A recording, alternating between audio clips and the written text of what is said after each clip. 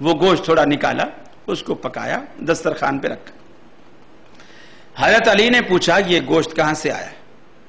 انہوں نے کہا یہ میں نے آپ کے حصے کا گوشت میں نے سکھا کے رکھ لیا تھا، یہ قربانی کا گوشت ہے، چونکہ آپ ہمارے ساتھ قربانی میں نہیں تھے تو میرا دل چاہا کہ میں آپ کے لیے رکھ لوں، جب آپ آئیں گے پھر اکٹھے کھائیں۔ حضرت علی نے کہا یہ حرام ہے، میں نہیں کھاتا۔ حضرت علی رسول اللہ صلی اللہ علیہ وسلم کے داماد ہیں، حضرت علی رسول اللہ صلی اللہ علیہ وسلم کے داماد ہیں، آپ فرماتے ہیں یہ حرام ہے۔ حضرت فاطمہ رسول اللہ صلی اللہ علیہ وسلم کی بیٹی ہیں، صاحبزادی ہیں، آپ فرماتی ہیں یہ حلال ہے اور حلال سمجھ کر پکایا ہے، اس پر محنت کی ہے، اس میں گھی ڈالا ہے، تیل ڈالا ہے، نمک مسالے ڈالے ہیں، سارا محنت کی ہے، لکڑیاں جلائی ہیں، چولہے پر بیٹھی ہیں، اب پک کر تیار ہو گیا ہے۔ حضرت فاطمہ کہتی ہیں یہ حلال ہے، حضرت علی کہتے ہیں یہ حرام ہے۔ اب اختلاف پیدا ہو گیا، اب دونوں کے درمیان ایک تنازع ہے، جھگڑا ہے، کیسے کریں؟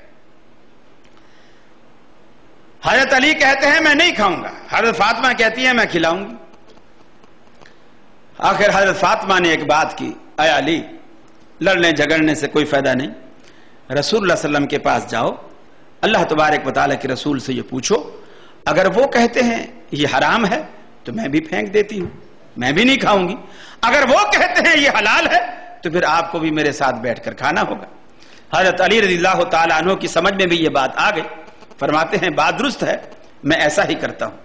چنانچہ رسول اللہ صلی اللہ علیہ وسلم کی خدمت میں حاضر ہوتے ہیں، عرض کرتے ہیں اللہ کے رسول فاطمہ نے گوشت پکایا ہے اور وہ قربانی کا گوشت ہے، میں نے کہا حرام ہے، وہ کہتی ہیں حلال ہے۔ دیکھو آپ نے بھی یہ نہیں کہا کہ علی فاطمہ ٹھیک کہتی ہے چونکہ میری بیٹی ہے، ہمارے ہاں دلائل کچھ اس طرح کے ہوتے ہیں، یہ صحیح کہتا ہے چونکہ اللہ کے رسول کا قریبی زمانہ اس نے پایا ہے، اللہ کے رسول کا قریبی زمانہ اس امام نے پایا ہے، باقی امام اس کے بعد کے ہیں، ان میں فاصلہ ان میں بہت زیادہ ہے، چونکہ اللہ کے رسول کا قریبی ہے، قریبی زمانہ اس نے پایا ہے، اس کی بات زیادہ وزنی ہوگی۔ صحابہ کرام اس طرز پر نہیں سوچتے تھے، اللہ کے رسول نے یہ نہیں کہا اے علی تو میرا داماد ہے، تیرا رشتہ مجھ سے فاطمہ کے نکاح کے بعد بنتا ہے، جبکہ فاطمہ کا رشتہ تو اس کی پیدائش سے مجھ سے جڑ گیا تھا، وہ میرے زیادہ قریبی ہے، لہٰذا فاطمہ کی بات جو ہے وہ زیادہ صحیح ہے۔ آپ نے یہ نہیں دلیل دی، آپ نے علی رضی اللہ تعالیٰ عنہ سے پوچھا علی تو جو کہتا ہے کہ یہ حرام ہے تو کس بنیاد پر کہتا ہے؟ حضرت علی رضی اللہ تعالیٰ عنہ نے اس سے یہ بھی ثابت ہوا کہ سامنے والے کا موقف بھی سننا چاہیے، فیصلہ ایسے نہیں دینا چاہیے، سامنے والے کا موقف بھی سننا چاہیے، اس موقف کو سننے کے بعد پھر اس پر فیصلہ کرنا چاہیے۔ علی تو کیوں کہتا ہے کہ یہ حرام ہے؟ حضرت علی رضی اللہ تعالیٰ عنہ نے عرض کی کہ اللہ کے رسول پچھلے سال میں نے آپ کے ساتھ عید کی نماز پڑھی تھی اور آپ نے خطبے میں یہ اعلان فرمایا تھا کہ 3 دن سے زیادہ قربانی کا گوشت اپنے گھر میں اتنا رکھو کہ تم اسے 3 دن میں کھا سکو، اور اس سے جو زیادہ ہے اسے تقسیم کر دو، لوگوں میں غریبوں میں تقسیم کر دو، بانٹ دو، اتنا اپنے گھر میں رکھو جو تم 3 دن میں کھا سکتے ہو۔ فاطمہ نے تو 6 مہینے سے رکھا ہوا، فاطمہ نے 6 مہینے سے رکھا ہوا ہے۔ میری یہی جنگ ہے کہ یہ آپ کے فرمان کے خلاف ہے، آپ کا حکم تھا 3 دن تک رکھنا اور فاطمہ نے 6 مہینے سے سکھا کے رکھا ہوا ہے، آپ کے حکم کے خلاف ہے، لہٰذا میں اسے کھانے کو تیار نہیں۔ رسول اللہ صلی اللہ علیہ وسلم ارشاد فرماتے ہیں اے علی وہ میں نے پچھلے سال کہا تھا، اس سال تو سفر پر تھا، اس سال تو نے عید ہمارے ساتھ نہیں پڑھی، فاطمہ نے اس سال ہمارے ساتھ عید پڑھی ہے، اس سال جو میں نے خطبہ دیا ہے اس خطبے میں میں نے یہ ارشاد فرمایا ہے کہ آج کے بعد چونکہ مسلمان تھوڑے سے پیسے والے ہو گئے ہیں اور زیادہ تر لوگ قربانی کرنے لگے ہیں، اب وہ غربت پہلے والی نہیں رہی ہے، اب کلو وتصدقوا وادخروا کہ تم اب کھاؤ بھی، صدقہ بھی کرو یعنی تقسیم بھی کرو اور ذخیرہ بھی کرو۔ حضرت علی رضی اللہ تعالیٰ عنہ وہاں سے یہ حکم سننے کے بعد مسکراتے ہوئے گھر آئے، حضرت فاطمہ رضی اللہ تعالیٰ عنہ بھی مسکرا رہی ہیں، اے علی اب بتاؤ اسے پھینک دوں یا کھانا ہے؟ فرمایا فاطمہ اب ہم دونوں مل کر کھائیں گے، اس لیے کہ اب تیری بات کی تائید محمد رسول اللہ صلی اللہ علیہ وسلم نے کر دی ہے۔ ہم کہتے ہیں لوگوں ہمارا آپ سے کوئی اختلاف نہیں، قرآن خوانی ہو، محرم کی حلیم ہو، ربیع الاول کا حلوہ ہو یا کوئی نظر و نیاز کی کوئی چیز ہو یا کسی قبر کا چڑھاوا ہو یا کسی مزار کا چڑھاوا ہو یا کسی بت خانے کا کھانا ہو، ہم سارا کھانے کو تیار ہیں بشرطے کہ اس کے پیچھے محمد الرسول اللہ صلی اللہ علیہ وسلم کی بات دکھا دو کہ اللہ کے رسول نے اس کے کھانے کا اذن دیا ہے، اسے اللہ کی قسم جس کے کھانے کا اذن محمد رسول اللہ نے دیا ہے اسے حرام کہنا ہی حرام ہے۔ ہمارا آپ سے کوئی اختلاف نہیں، ہر بات کے پیچھے آپ دلیل مانگے، دلیل لیں، اور دلیل قرآن و سنت ہی دلیل ہے، اس سے ہٹ کر تیسری کوئی چیز دلیل نہیں۔ صحابہ کرام کا یہی طرز عمل تھا۔ میں عرض کر رہا ہوں کہ کیا حرج ہے، اب یہ دوسری بات، نیت کا معاملہ الگ ہوا، اب یہ دوسری بات کہ اس کے کرنے میں کیا حرج ہے۔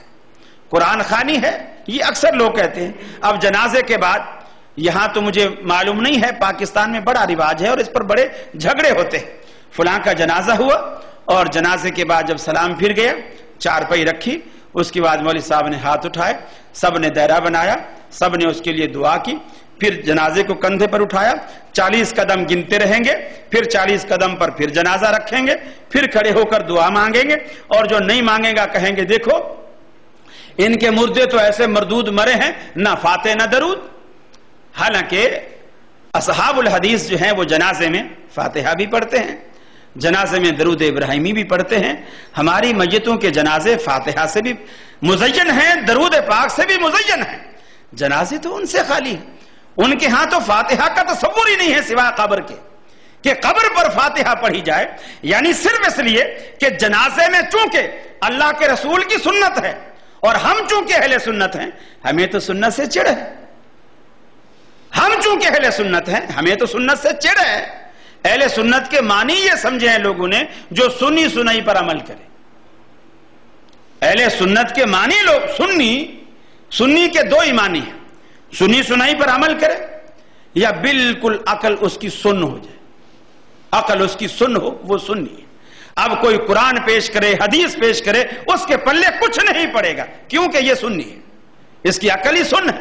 اب پاؤں بیٹھے بیٹھے کسی کا سن ہو جاتا ہے، وہ کھڑا ہوتا ہے ایسا لگتا ہے اس پاؤں اس کا ساتھ ہی نہیں ہے، پاؤں سن ہوگی، تھوڑی دیر دباتا ہے کرتا ہے پھر اس میں جان آتی ہے، تو ان کی عقل ہی سن ہو گئی ہے، سنی ہو کر عقل سن ہو گئی ہے۔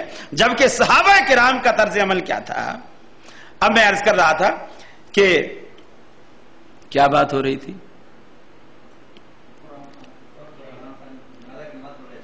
جنازے کی نماز پر 40 قدم پر کھڑے ہو کر پھر میت رکھتے ہیں، پھر دعا کراتے ہیں۔ اب کوئی پوچھے، اعتراض کرے، تو جواب یہ ملتا ہے میاں دعا کرانے پر بھی اعتراض ہے، دعا میں کیا حرج ہے؟ دعا کرانے پر بھی اعتراض ہے۔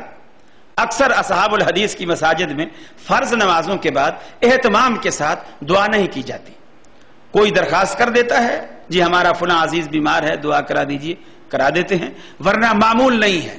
اعتراض ہوتا ہے، ارے میاں دعا کے بھی منکر ہو گئے، حالانکہ دعا تو اچھی چیز ہے، دعا تو اچھی بات ہے، اللہ سے مانگ رہے ہیں، کیونکہ غیر اللہ سے تو نہیں مانگ رہے، یہ لوگ تو اللہ سے بھی نہیں مانگتے ہیں۔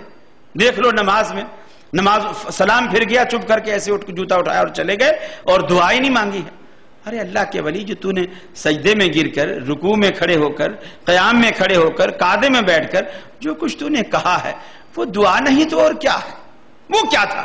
لیکن وہ لوگ بعد میں اس لیے لازمی سمجھتے ہیں، ان لوگوں کے ہاں تو مذہب یہ ہے کہ امام کے پیچھے آ کر کھڑے ہو جاؤ، چپ کی۔ تھانوی صاحب لکھتے ہیں بہشتی زیور میں، خاتون امام کے پیچھے اگر ہے، چپ کی کھڑی رہے، کچھ نہ پڑھے تو بھی نماز ہو جائے گی۔ اب آدمی سوچے کہ بھی چپ کا کھڑا رہے یا چپ کی کھڑی رہے، تو مسجد میں آنے کی ضرورت ہی کیا ہے؟ مسجد میں آنے کی ضرورت ہی کیا ہے؟